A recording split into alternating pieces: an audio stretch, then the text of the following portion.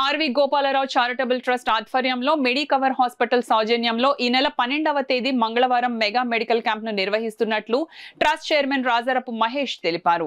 కాకినాడలో ఏర్పాటు చేసిన మీడియా సమావేశంలో రాజారపు మహేష్ మెగా మెడికల్ క్యాంప్ వివరాలను వెల్లడించారు.